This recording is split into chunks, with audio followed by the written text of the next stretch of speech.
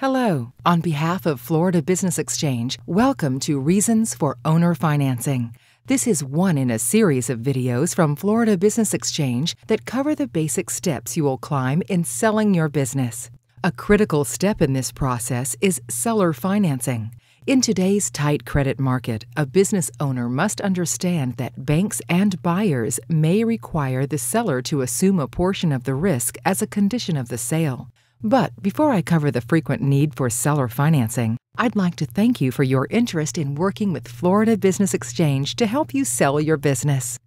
The Florida Business Exchange team is one of the largest business and commercial brokerage firms in Florida, with over 20 intermediaries statewide. We have over 100 years of combined experience in business sales and consulting, resulting in transactions worth millions of dollars annually. We represent a diverse number of qualified buyers, including private equity groups and high net worth individuals. Our team is highly trained to assist you in valuing your business, preparing your business for sale, guiding you through due diligence, and effectively and efficiently transferring your business.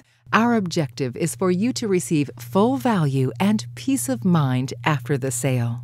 Now, back to discussing the frequent need for seller financing. One of the questions our intermediaries will ask the business owner when they prepare a listing agreement is how much of the transaction will they be willing to seller finance. Even though you may not be a bank, you will need to keep an open mind about some amount of seller financing. In fact, by agreeing to hold a note for some portion of the transaction, you will not only improve your ability to sell, but you will likely sell at a higher price. So, what exactly is seller financing? Seller financing is when the seller holds a buyer's note for a portion of the sale of their business. The buyer's note is a contract between the buyer and seller specifying the loan amount, interest rate, and the number of installments until the loan is repaid. The buyer's note is referenced in the purchase agreement, and it, along with the security agreement, is always drawn by an attorney and then signed and acknowledged by the buyer both corporately and personally.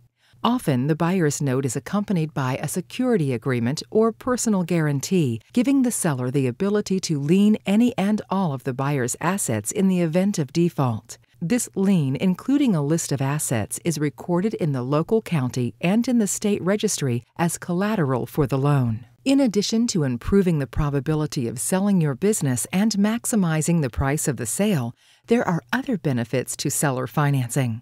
One potential benefit is the tax ramifications. If you take all cash at closing, you will likely be paying a higher tax bill for capital gains.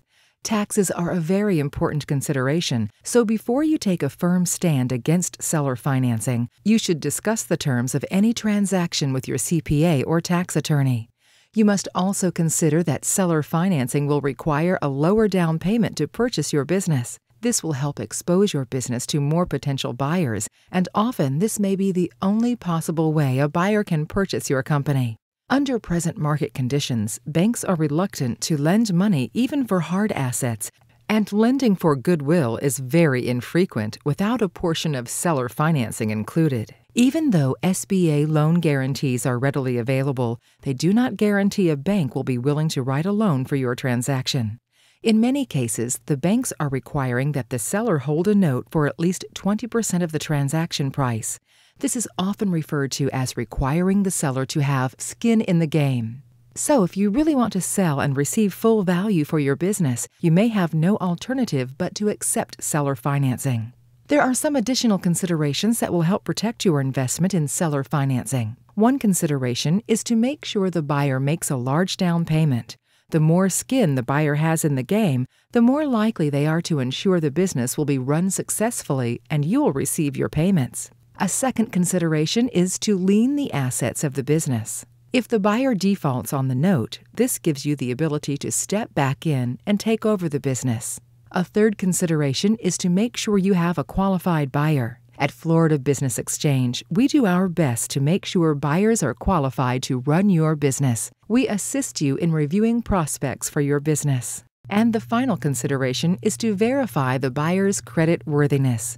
You want to make sure the buyer has a sound financial history, the assets necessary to purchase the business, along with the working capital to meet the needs of the business during the transition and training period.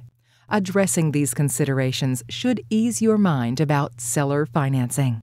Again, on behalf of Florida Business Exchange, I would like to thank you for listening.